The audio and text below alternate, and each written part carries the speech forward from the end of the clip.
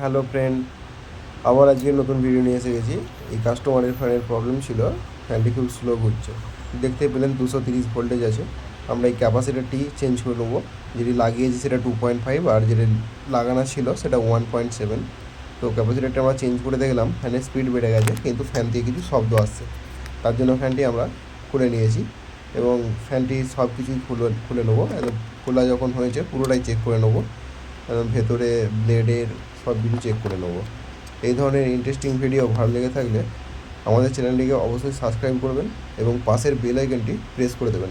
দেখতে পাচ্ছেন ফ্যানের বিয়ারিংটি স্টিল দাঁড়িয়ে রয়ে গেছে, কিন্তু ফ্যানটি ঘুরেছে, তার জন্য শ্যাফটে একটা দাগ এসেছে এবং বিয়ারিং থেকে শ্যাফটটি লুজ হয়ে গেছে। ছোটো ছোটো ভালো যে ডটগুলো আছে শ্যাফটের মধ্যে, ওটা আমরা পাঞ্চ করেছি যাতে করে বিয়ারিংটি শ্যাফটের সঙ্গে ভালোভাবে টাইট হয়ে বসে যায়।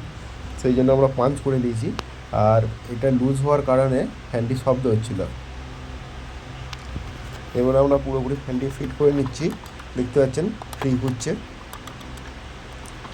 ভালো করে ফিট করে নেবো। দেখতে পাচ্ছেন কানেকশানও করে নিয়েছি।